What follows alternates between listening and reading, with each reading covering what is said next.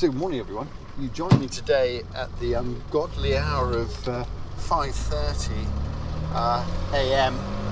This is the last Sunday of July, and I've decided to take advantage of the lack of tourist traffic on the roads at this time to give Tess, my 1967 Mark 1 2-litre Triumph Vitesse, the opportunity to really stretch her legs. And we're going to have a very quick blast down the A12 to Felixstowe and just explore the seafront and have a quick squint at Felixstowe docks before the world and everybody else gets up and sort of gets in our way. So yeah, I hope you enjoy this little drive with me.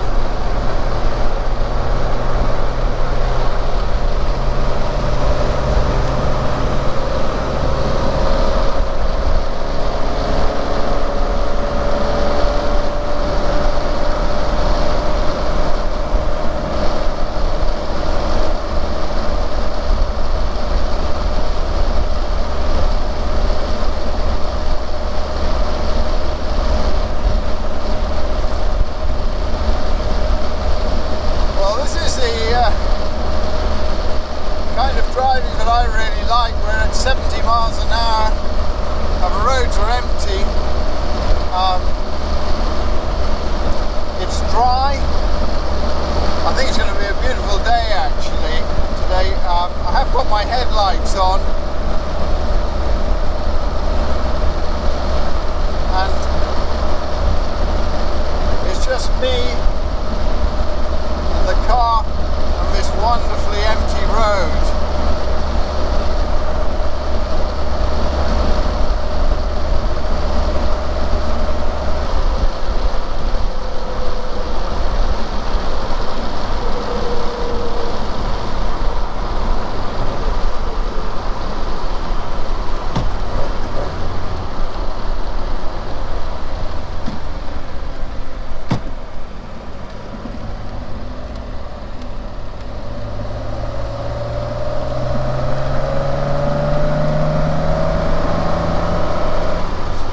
Really describe to you the unadulterated pleasure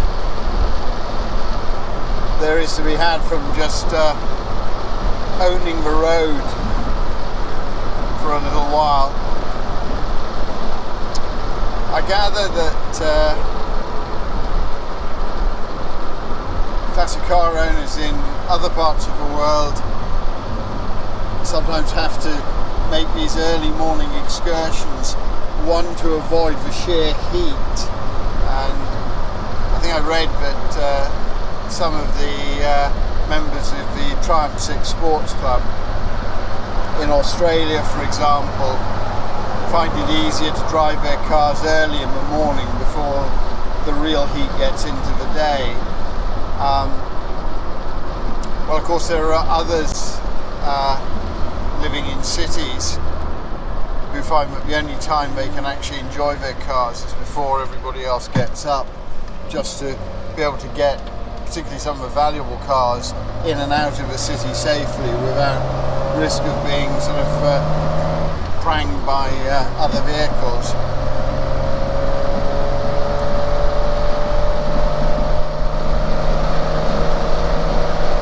When I talk about traffic congestion here in Suffolk, I realise these things are all relative, and total gridlock to us means a queue of about 3 minutes at the traffic lights. But nonetheless, this is about the opportunity of really using the car to its maximum.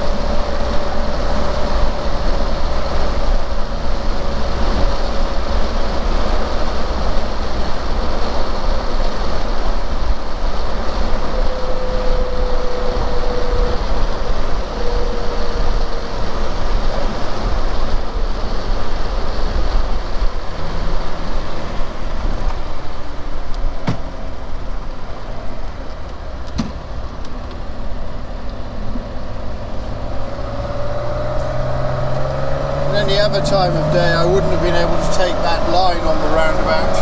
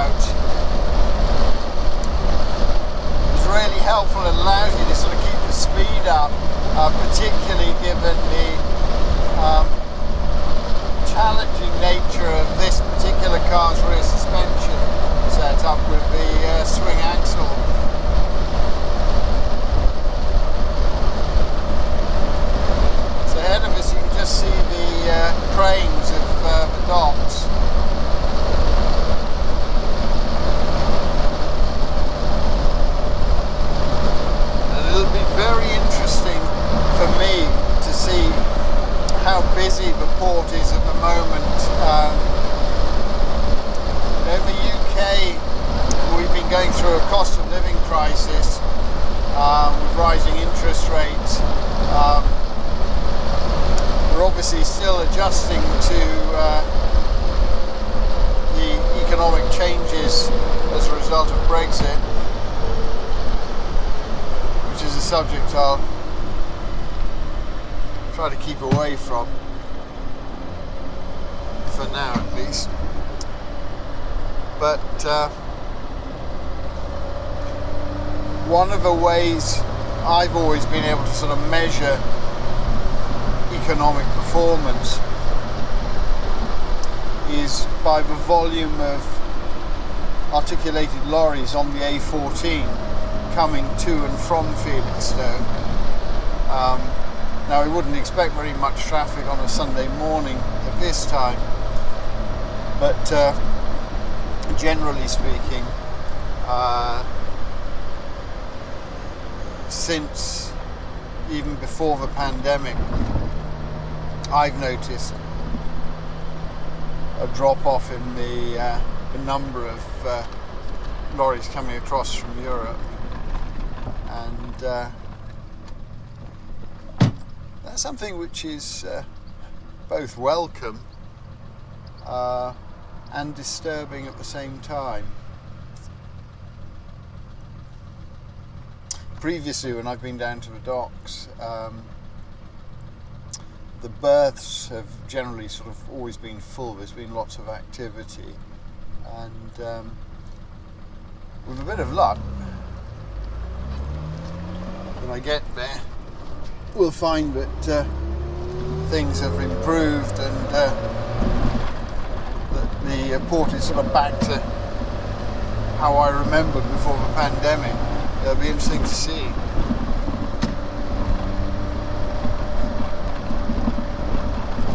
But Felixstowe is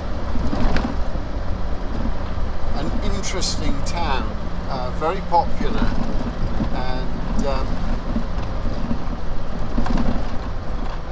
it combines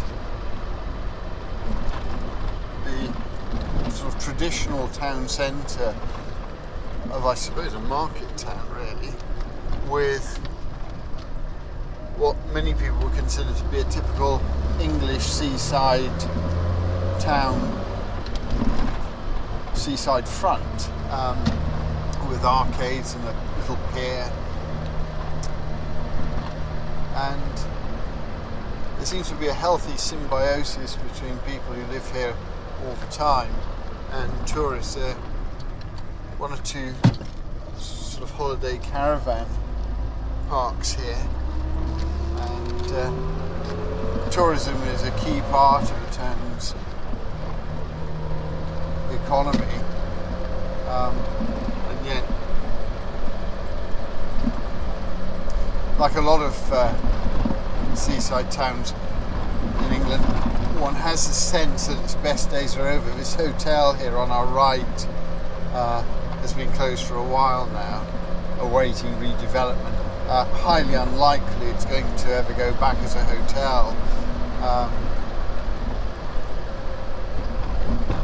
Coming down here on a Sunday morning at this time sort of gives the impression of a pretty desolate place, but I can assure you by the middle of the morning, around 11 o'clock, it'll be an absolute hive of activity. The arcades opposite will be open, and fast food restaurants are here, but for now it's just us and the seagulls enjoying the peace and quiet. The fort just ahead of us, Landguard Fort, is a defensive structure built really to repel Napoleon, and if you get the chance to come along and have a look during the open days, I strongly recommend it. It's a well-preserved and fascinating building, great experience.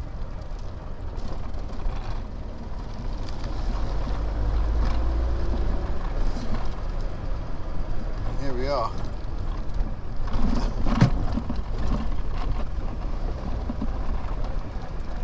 Well,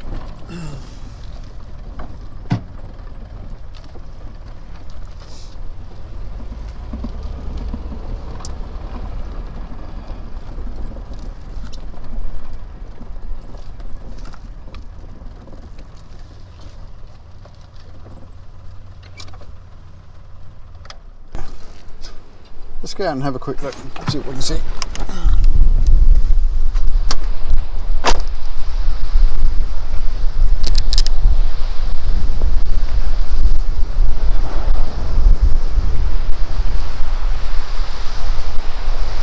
I think one would have to say, looking at the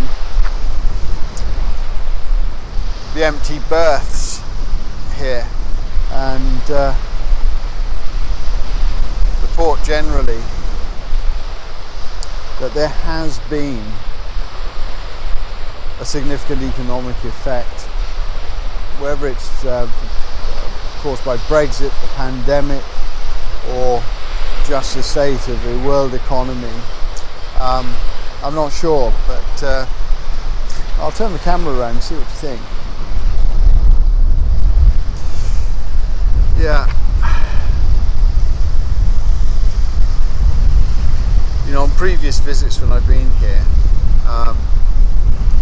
the ships have literally been berthed along the quayside here from sort of bow to stern all the way down.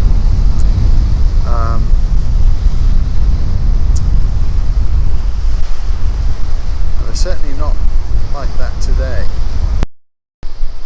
Well, I hope you enjoyed this little excursion, albeit early, out to Felixstowe. I've certainly had a great time. It's been fun being able to use the empty roads and to enjoy the full power of the Vitesse in the way that we have this morning.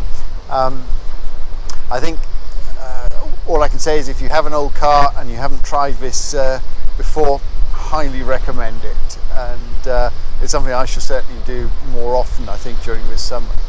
Anyway, thank you for joining me, and I look forward to seeing you in my next video. Take care.